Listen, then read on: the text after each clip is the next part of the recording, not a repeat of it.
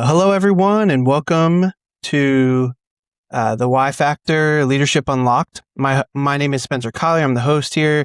I'm really glad that you are here with us today. Many factors that influenced my leadership style have been based off of my faith as a Christian, being a husband and being a father, and then also being a coach. Leadership is one of those things that can totally change a person's life and the lives of people around you. It's not just about having a title or running a team. It's about helping people grow, push through challenges, and learning about yourself along the way. I've been lucky enough to be a part of all kinds of teams over the last 20 years, from coaching elementary age soccer when I was in high school to now leading a group of over 250 adults who lead other adults and children. All through it all, one thing's clear: no one way to lead. Everyone has their own style, their own story, and their own lessons learned. That's why in this podcast is all about is hearing from people across different businesses, walks of life, and learning how they've approached leadership. Today's special for me is with one of my friends and colleagues, Chris Revere. Today, we're joined by someone who has built a career out of helping organizations evolve, collaborate, and lead with purpose. Chris Revere serves right now as the Deputy Director of Innovation and Planning with the Fairfax County Health Department, where he plays a central role in guiding one of the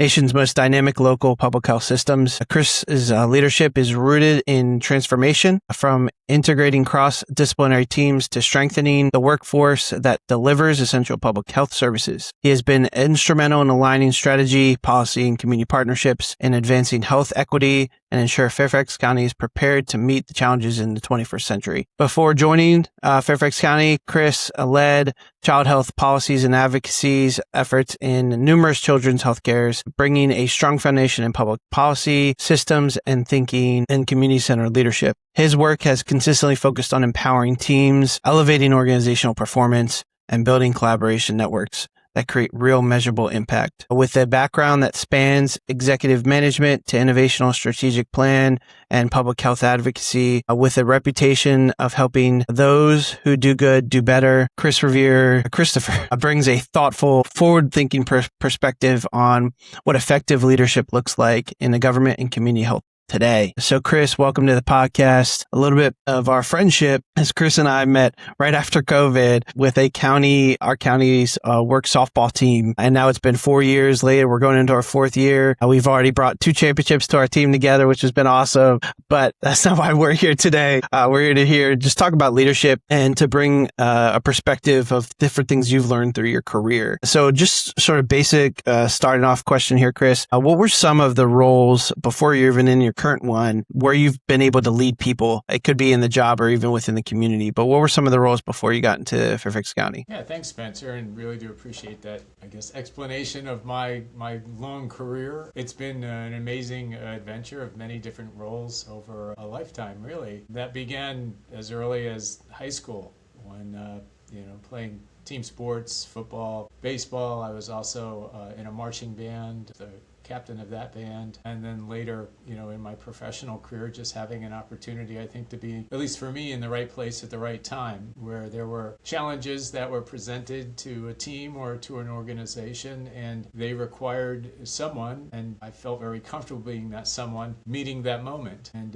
helping, navigate those very choppy waters, those very uncertain times, and really being the calm within the middle of the storm. And I think that's sort of how I've reflected upon my leadership journey is, when folks look to you as a leader, especially in times of crisis and in times of seeking support and seeking a direction in the darkness, as a leader, you really have to provide that light and that stability. Otherwise, if I can use the metaphor, the ship's going to sink. And I think as leaders, our job is to make sure the ship not only stays afloat, but it moves in the direction that we believe and the organization believes and the team believes it needs to move in. So I've been really blessed. I've had an opportunity to work in local government. I've had an opportunity to work in state government, federal government. I've worked in community and with community.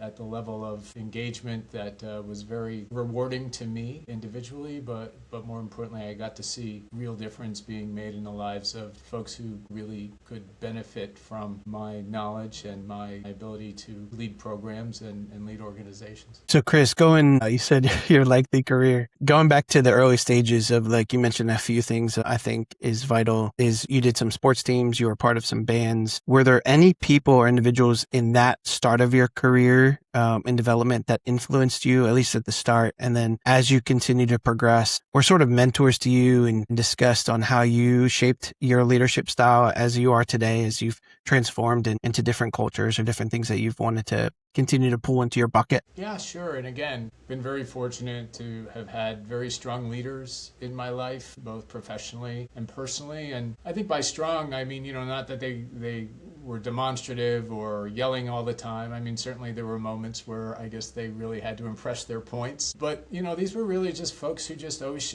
showed up. Whenever I was seeking counsel or direction or just not having a great day or really wasn't sure where things were headed or where I was headed. I don't know if it was by luck or by fate or by a higher power, but there were leaders within my circle who would just really be just very wise. And I think I've always been a person who's been an active listener, particularly the people who I respect and particularly the people who I think have had a lived experience, that if I listen to them, if I learn from them, if I think about how I can apply their lessons and their knowledge and their wisdom in my life, I've found myself to have benefited from sometimes just sitting there and just soaking it in and not feeling like I had all the answers or thought I needed to have all the answers. But I look up to folks who more often than not either had the answers or led me down a path that helped me discover those answers on my own. Man, you just said like three things that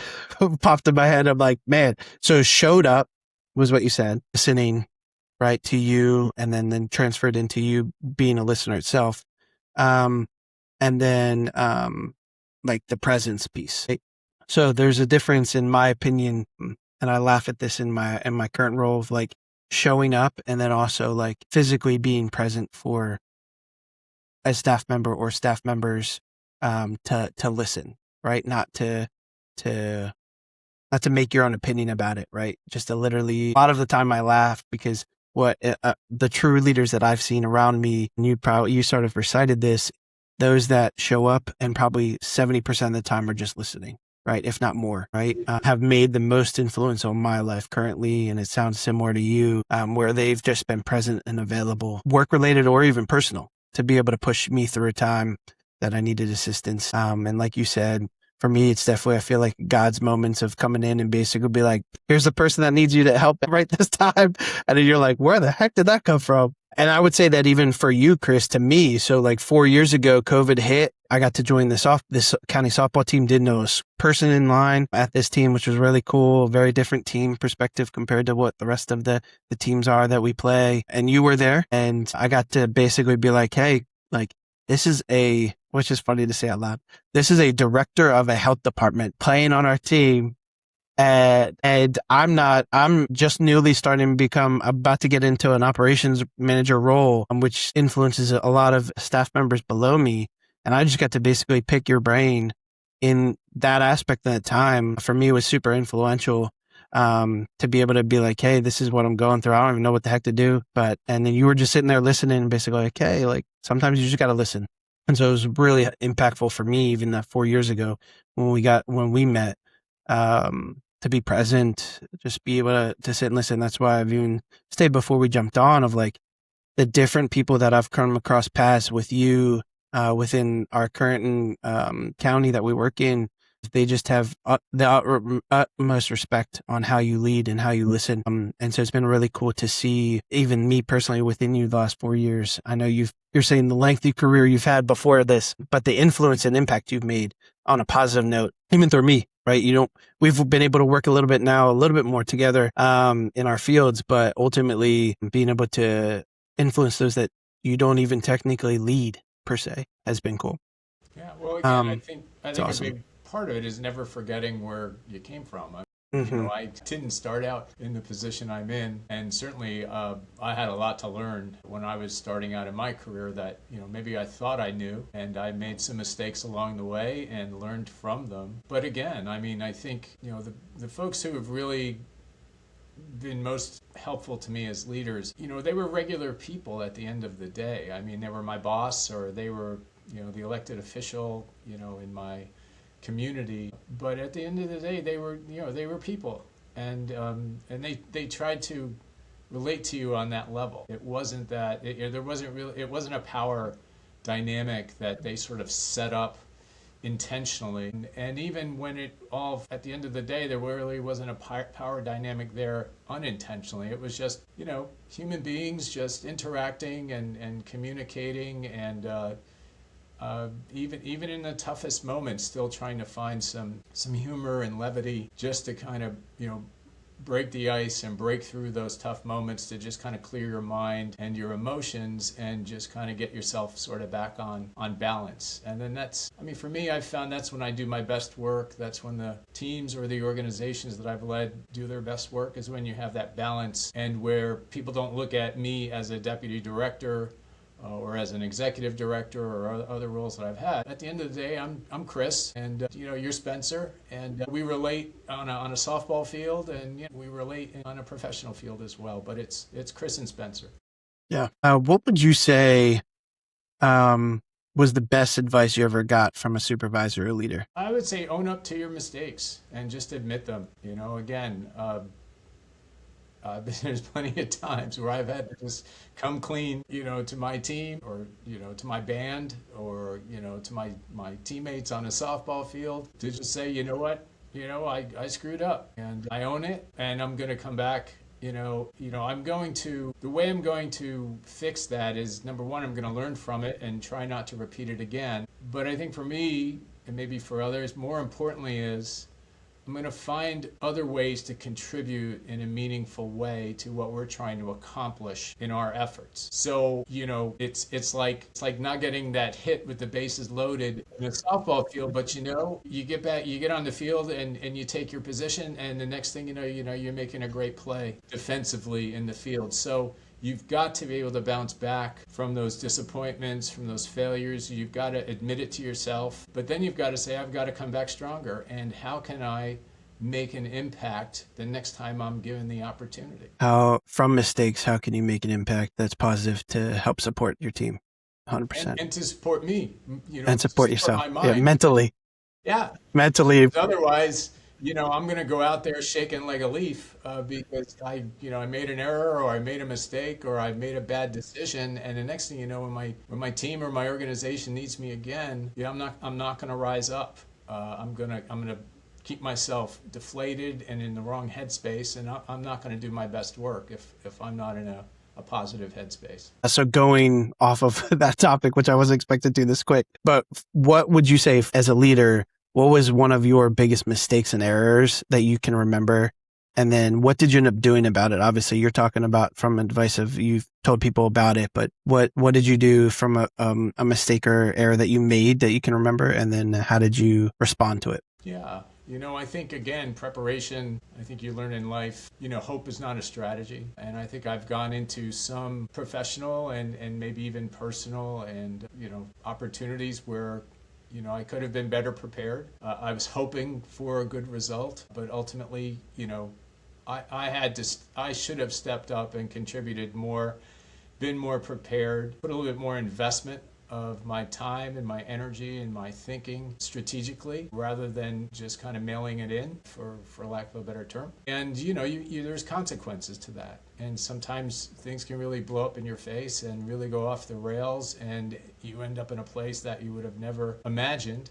And you have to step back and reflect and say, how did I end up in this ditch? And most of the time, if you're honest with yourself and you look in the mirror, it's yours truly. And it's because, you didn't prepare, you didn't do your work, you thought that you could just wing it. And in a lot of cases in life and in the professional world, that's not enough. So that was a lesson I learned early in my career, that preparation is really 99% of the job, and the 1% is the execution. Man, yeah. So, and I think going off of that is because both of us in our current roles are leading teams that lead other people. It's half the time it's not even what you're prepping, but it's making sure you've prepped your team to how to prep, right? Right. And to love the statement of 99% is preparation, 1's execution, percent's execution going through. Because a lot of people don't even realize, especially the things we put on from events to programs to community outreach, there's a ton on the back end.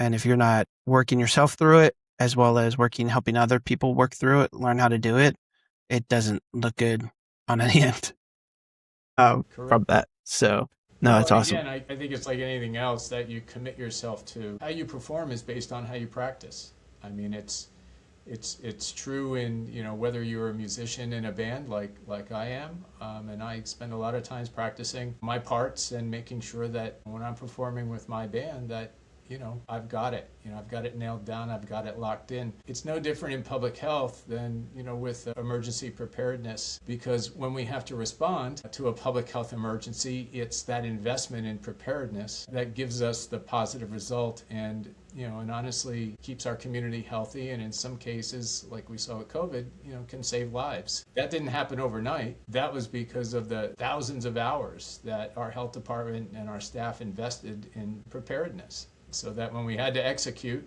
and we had to respond, we were ready to go. Yeah, no, that's a whole nother topic going down that route. Sorry to keep throwing you off. Yeah, we're going to keep going off that route because stick on this. So so I'm going to actually use that topic, but go into this. Would you say for you in the role you were in right before COVID, during COVID, was that probably one of the hardest times that you were leading a group of people because of the unknown? Or was there another time in your career that was a hard time, and what made it hard for you? Yeah, I mean, I think COVID was definitely at the top of the list in terms of professional and personal challenge, because you're right, it was unknown. It was a virus that was unknown. It was novel to humankind. And, there was a lot of fear in community. There was a lot of fear in our staff. All of us, but for a very few, were taken out of our normal day jobs and put into emergency response roles, some of which folks had trained for, others we had to create because of the nature of the emergency. And for instance, I was put into a role to be a liaison to our private sector community. And I remember when I got that assignment, I went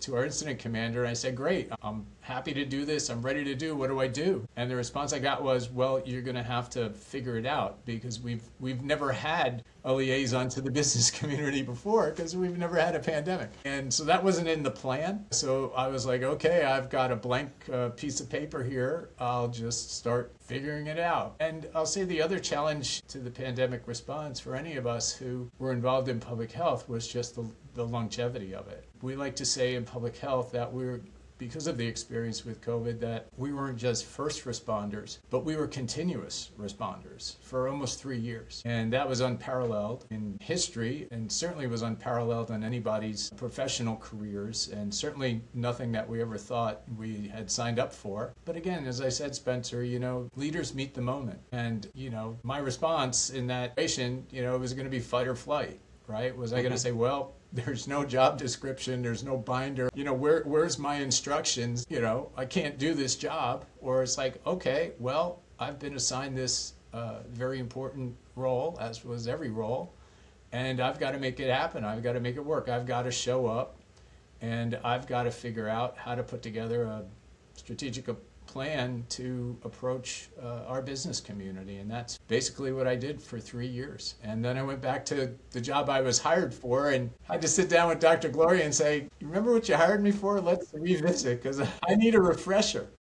Help me out here. Help me out here on this one. No, I like leaders really step up, and I've seen that in my workplace, and even from all the different where I feel like I started developing leadership skills within sports teams. Is your leaders step up when they need to, right? Number one, but they're also usually, and this is why I like watching my team, is they're usually not the loudest people, right? Or what people think is their cream of the crop. It's those that are the ones that can rally people to keep moving forward.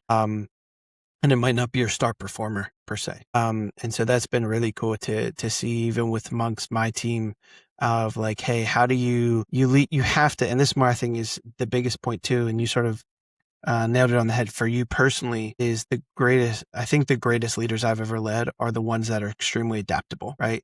That they come up and they see a task at hand that may or may not be their own, but they try to, or it hasn't been assigned to anybody yet, but they step up and jump into that space that is extremely uncomfortable. Mm-hmm.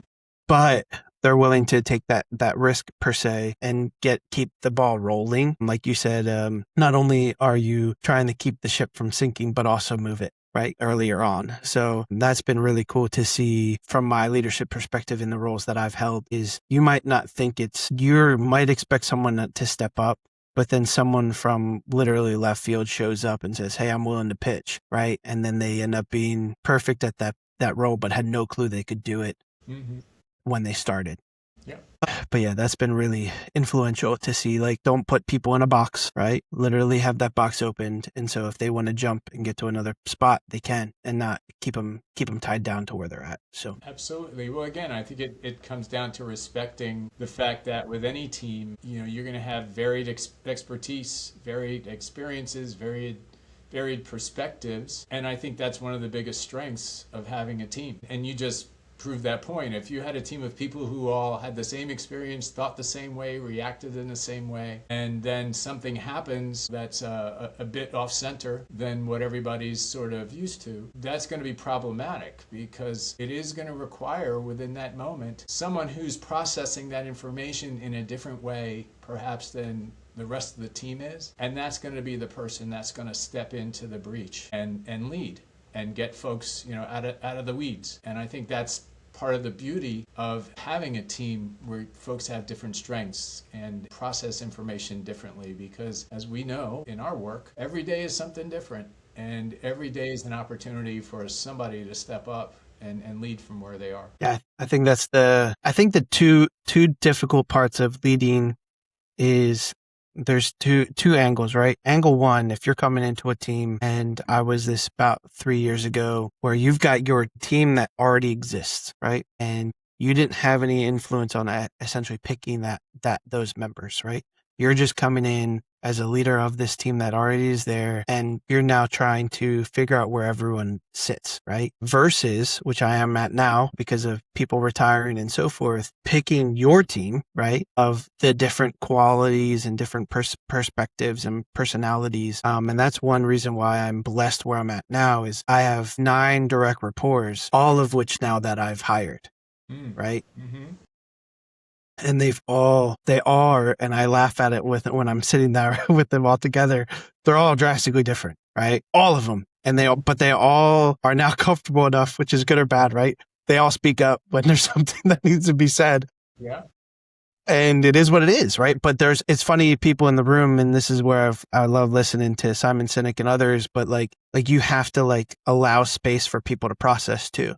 So I've got 2 real deep thinkers in my space, and I can't just call upon them to give me an answer. They need 5 minutes, right? Yeah. To process it. Where I've got other people that are just going to spurt out everything that's on top of their head. And so it's interesting to sit in that boat of the transformation from a team that I had that I didn't know who they were, to their strengths and weaknesses. And that's what we developed in that first year, to them either getting promoted or retiring, or leaving for another job or better position for them in their career, to now this, right? Being able to, I was just listening actually to a podcast yesterday of you want to be able to sit in when you come into a new position, and you should not change anything to start, right? You're there to listen. You're there to, from above and below, learn from the position, learn about the team, the culture, the community, and be able to then take it all in. Because if you're coming in, most of the time, if you're coming in to change ship right away, people aren't going to buy in. People are not going to want to support.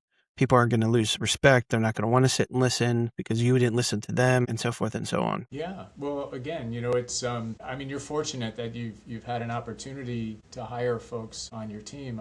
For me, my position was new to the agency, but some of the positions that I am responsible for were already filled. So, I had to adapt and adjust to the fact that those individuals were hired by our health director and reported directly to our health director. And certainly, everybody has different leadership styles, and mine's different than our health director. Folks had to adapt to my leadership style. I had to adapt to the fact that they had been influenced by the leadership style of another person. And I had to figure out not only how to build a team, because I subsequently had to hire more people into other positions that were either vacant or that we had created since I'd been here.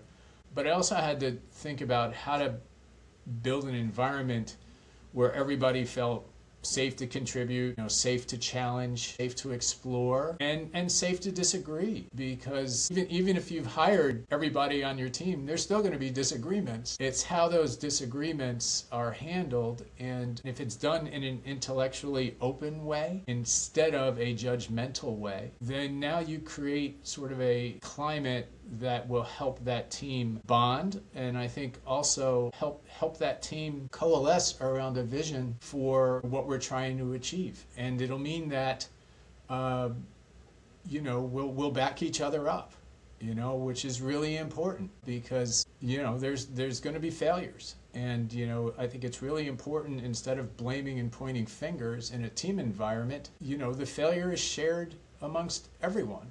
Mm-hmm. The flip side of that is success is shared by everybody. But it's really important to create that environment where you just kind of have a lot of folks just nodding yes at everything the leader is saying, and certainly not just, sort of suffering in silence that, they wish they could have or would have spoken up in a meeting. A lot of times the reason they're not is because the leader hasn't created an environment that gives them the psychological safety to engage either one-on-one with their leader or to engage in a team environment with their colleagues. Because I've always been a great believer, Spencer, in the leader setting the tone for the environment in which the team occupies. And if the leader doesn't create that kind of sort of safe space, then it's going to be very challenging to do things differently, to spur innovation, and more importantly, to step up in those times where things haven't gone as planned, or you've got an entirely new challenge that's come into the team, and folks are not going to handle it in a way that they come together to solve that problem. It's going to result in a lot of finger pointing and the blame game, and that's not going to be helpful, and certainly is not going to solve the problem. So going back to more applicable pieces that you just stated. So when you came into the position, your position was brand new, centrally to existence, and you engulfed this team that was also being led by someone else. What were some practical things that you did to create that culture that you're talking about, that the team was then able to step into? Yeah. Well, I think you mentioned one of them, which is to listen and not try and, rock the boat too much. You can rock it gently. I think, at least for me, in the first 9 months to a year, I always think about coming into a new job as sort of this, the seasons that we experience. We've got 4 seasons in a year, and we learn to adapt to those seasons. I had to adapt to this area from upstate New York on many levels. Climate, congestion, taking, an hour and a half to go 10 miles in my house. It took me at least a year. In fact, I'm still learning some of those things, how to adapt. But it's no different in the work environment. I think, you have to learn the pace and the seasons of your organization and of your team, especially if they've been there before you, because there is a rhythm, there is a pulse, there is times where it's going to be really busy. There's going to be times where you can do some planning and you can do some strategic thinking. And I think you have to learn that first before you can then think about how you want to make some more impactful changes. Now, you can make subtle little changes, like I said, rock the boat gently as you learn along the way, but the bigger things that need to be fixed, or the bigger goals that you want to set for your team, that takes time. And again, I think it's just trying to, kind of set a good example, model good behavior, and that's something that I'm continually working on. I'm not always in my best self, presenting my best self when I come to work, like anyone else. There's some days where I'm a little cranky, or there's some days where I'm just not feeling my best or as productive as I'd like to be, and I have to check myself. And I'm engaging colleagues, whether it's my team or other colleagues, because I don't want to bring that negativity into the space, especially when folks are coming to me and in a moment of vulnerability, opening up to me in ways that they're trusting that I'm not going to use their vulnerability against them. So I can't be in a negative headspace or just not having a good day if at any given moment somebody's going to knock on my door and say, hey, you got a minute? And whenever somebody says you got a minute, an hour later, that minute's still going on. But, that's a time where I just need to center myself, take a deep breath and say, yeah, come on in. What do you want to talk about? And I have to flip the switch from not feeling so great about how my day's been going to somebody needs me right now and I need to step up and I need to be here and I need to hear them out and I can't crush them, even though I may feel like I'm in a mood where like I want to be a bull in a china shop. You got to put that away and you got to be a leader who listens. Yeah, I think I had this conversation with one of the other podcasters. Those so I feel bad because when you're in those emotions of those days as a leader and you just want to let loose and you can't. And then ultimately we're also led to lead our households.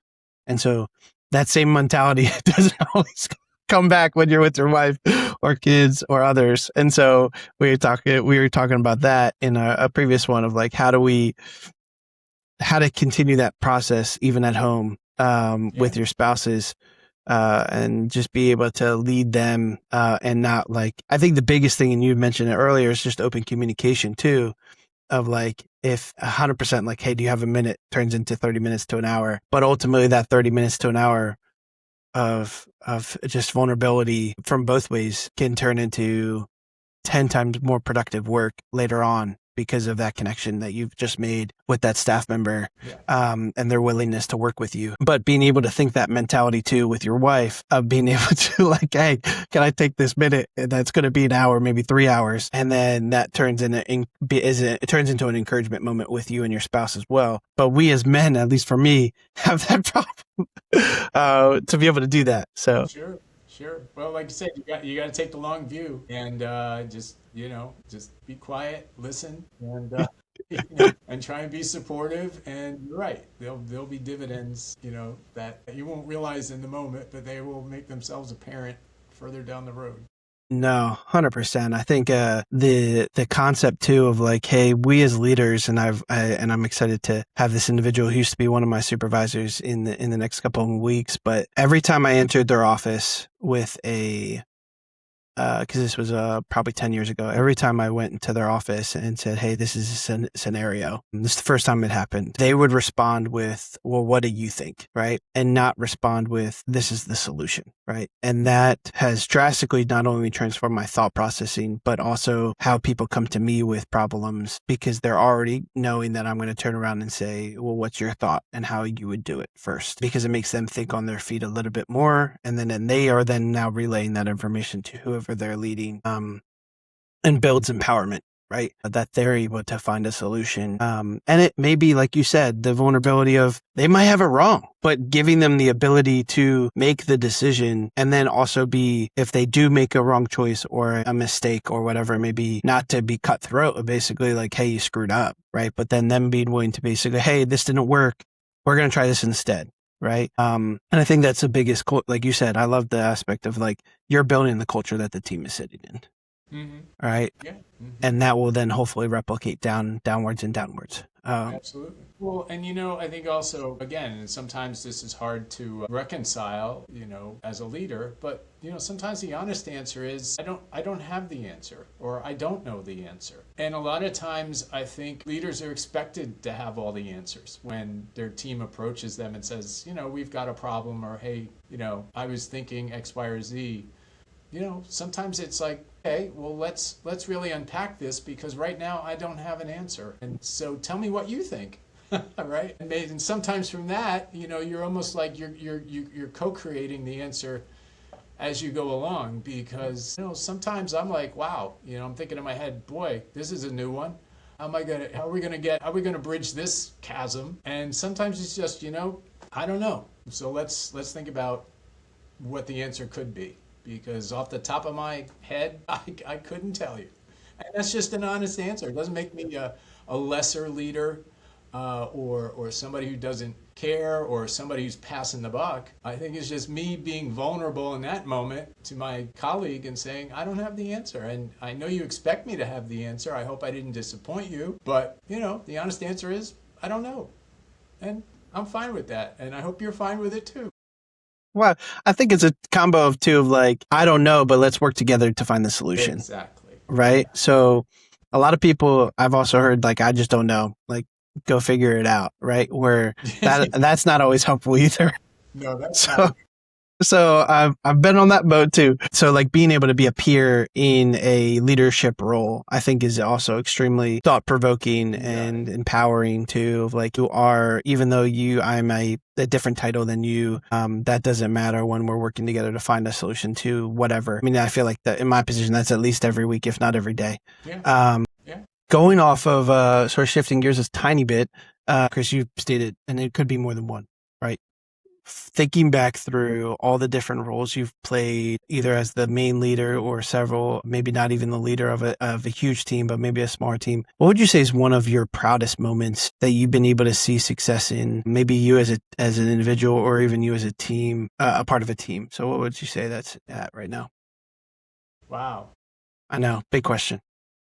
Well, it's an important one because, I think it just comes back to, I kind of see myself as an orchestra conductor, where you're presented with, all different kinds of instruments, in that orchestra, but somehow you got to get everybody to be in harmony, to tell a story, through the music, to bring some kind of positive impact to the listener, or the community in this case. And again, and they're all different kinds of instruments. I mean, you've got your woodwinds, your brass, your percussion, your stringed instruments, all that. Again, as I said before, it's people with varying backgrounds, perspectives, agendas, and somehow you got to make them all sing in tune. You've got to make that music, it's really got to move people, and it's got to move the needle. Right? And so I've had many of those kinds of opportunities where I've just taken a group of individuals who didn't know each other, who were united in purpose, united in trying to achieve, a goal, or sometimes just, the goals even hadn't been developed yet, but everybody knew they were there, to support children, to support the community. But again, if they all just kind of put it down on paper, if you tried to turn that into a musical score, it wouldn't make any sense musically. It wouldn't be harmonious. So trying to get all of that together to all sort of, sing together and be harmonious together is really challenging, because at any given moment, and any one of those voices can be, off tune, and you've got to rein them back in, and you've got to say, we're singing this song, not that song, and we all agreed we were going to sing this song. So, turn the page and get the right sheet of music in front of you. And when you're dealing with people who have many more degrees and higher level degrees than I have, who are nationally renowned and respected leaders in their individual fields and disciplines, they're not used to being led by folks who are going to say, you're singing the wrong notes. You just have to stick to the purpose, and the purpose is we're all trying to do this. Yeah.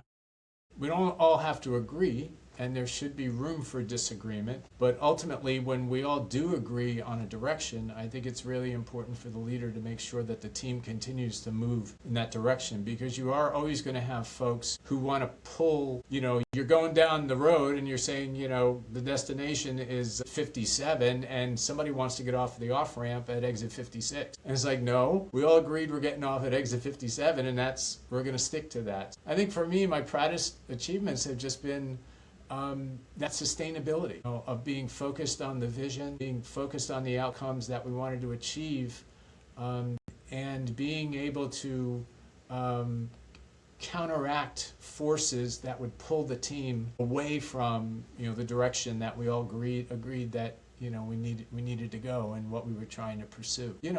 Again, I do that every day practically in my job here.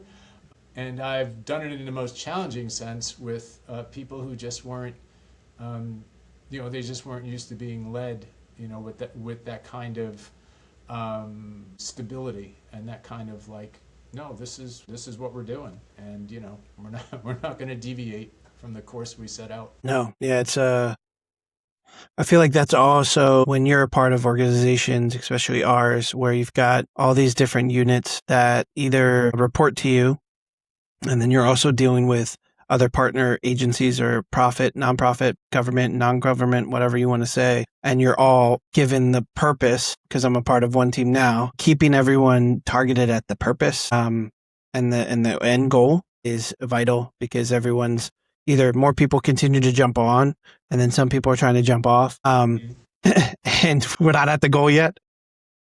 And so, no, I think that's a huge task. I think one of the proudest moments that I've had is not in my current role, but my previous role was, it was easier because it was like there was a deadline per se. We had an event coming up and it was, now thinking back at it, was huge because it was literally right one before I got promoted, but also right sort of after COVID, where we were in a small community, but a community that had a ton of need. And so we had a back to school event at that facility. And it was the first time we had partnered with as many agencies and nonprofits. We had 44 there, one of them being the health department for shots and different things going into the school year, because a lot of children needed to get their vaccines or whatever it may be. And it was outside, so thank goodness the weather was great.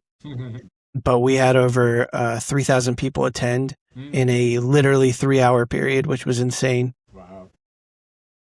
But during the event and even after the event, the excitement of even the partners that were there, because they hadn't been to an event since before COVID, number one, but number two, of an event that large, that with that large amount of people in a small, sort of a smaller space at the same time, they were like, everyone wanted to talk to people, right?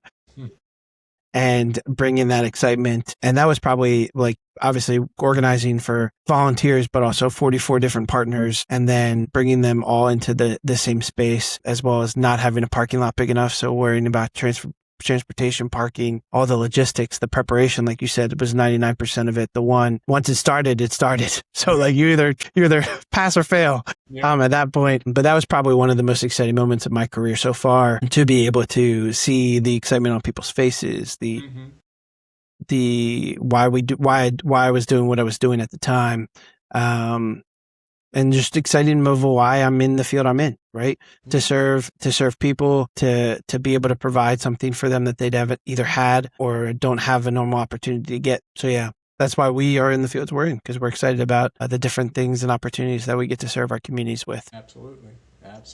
But yeah, so Chris, one of the things that I wanted to sort of come to the end with is, and I've already mentioned it earlier, just the influence you've had, not only in the current position, because that's the one time I've experienced with you, but what would be one piece if someone came up to you, obviously I'm coming up to you right now, but if someone came up to you on the street and said, hey, what's one piece of advice you'd give them who are trying to either become a supervisor or become a better supervisor? What would be that one piece that you'd be like, if you can do this one thing, you're starting on the right foot? What would that be? I think it's patience.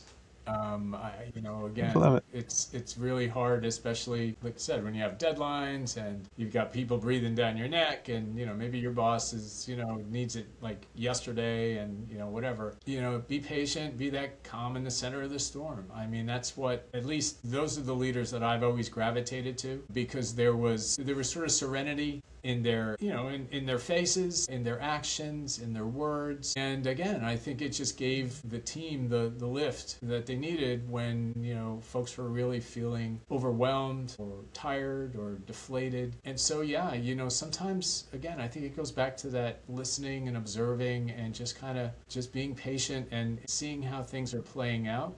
And I think that just gives you a little bit more clarity in your thinking before you start directing people and putting a strategy or some objectives in place. You just got to be in there. You got to be in the right sort of headspace. If you're frantic, if you're stressed yourself, if you're if you're being judgmental, but not if you're not being curious about what's happening, if you're not doing some, investing your own time and energy into learning more about the nature of the problem and maybe how others may have tried to address it, and again, that's not a nod to AI, but certainly I've leaned on a lot of folks who were in similar positions, and not my position per se, but who were in similar circumstances. And I've called them on the phone and just say, hey, gee, when I was an HOA president, folks would always ask me, how do you know so much about the history, and how do you know so much about this issue, and how did you do that? You've only been the president of our HOA, for like 6 months. And I said, well, I call the former HOA presidents, and I just asked them a couple of questions, and just to get me moving in the direction and lead me down the right pathways. And again, I think that's just patience and persistence. Yeah. And then coming back to community, or coming back to your team and saying, giving them the confidence that you've thought about this seriously enough, and that you've invested your time and your mind into learning about this, and coming back with something that they feel confident is the right answer and the right direction that we should be going.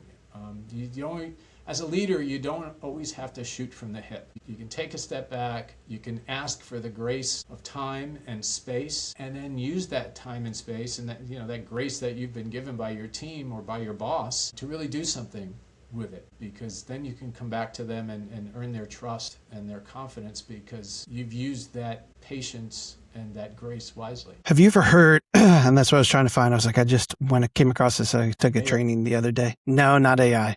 This was a training. Have you ever heard of the trust triangle? I may have seen it, but you please refer. So you're hitting like all of those points that you just stated they're saying is in this training I took is just a big point of like trust, right? As a leader, because your staff has to trust you, but to be able to earn that, they were stating in this, which I agree with, there's these 3 components, right? There's the knowledge component, so the competency of like your role or the information around you. You might not have it, but how do you go seek it, right? Number 2 is your character, so your integrity, your listening, and so forth. And the last one is their component they're stating is caring, right? So how do you influence and care for your staff or people? So having those 3 components of trust really establishes that. And I think when you stated your number 1 factor being patient, is I think that patience is in all those 3, right? Being able to hold that level of like, hey, we don't need to just react, which is a whole thing, in my opinion. Like, we are so reactive and not proactive in a lot of our stuff. Mm-hmm. How can we think ahead? How can we slow down? Let's think through this first before making a decision, is a huge thing on a leader, right? And that's why I loved how we started it, is coming into a position is listening, and then finishing our conversation even today on being patient in that process, collecting that information, may it be from community, may it be from peers, may it be from people that report to you, your team. How do we grab all this information, which basically is what a strategic plan is, right? Bringing in everything that you might know and collecting even more information that you don't know, and how do we move forward, right? Mm-hmm. And so just being able to do that. Just super grateful for your time today, Chris, your conversation, and hearing some of your story, your insights on leadership, just taking that part. This is a series that I'm trying to continue with different people that have influenced me, but I know have influenced others through this podcast. And I hope the people that have listened or will be listening in the future will be able to have taken something away from it, any new ideas or a bit of inspiration from it. Just a reminding that leadership isn't about being perfect. It's about showing up, learning, helping others grow along that process in that way, and I'll be able to do that. I do have a lot of exciting guests of people who've mentored me or have mentored others coming up. So from all different backgrounds. So for those that are listen in, definitely stay tuned. Thanks again for listening to this. And remember, know your why and lead with purpose. So thank you all. Thank you, Spencer. Good to be with you. Absolutely. Right, man. Take care.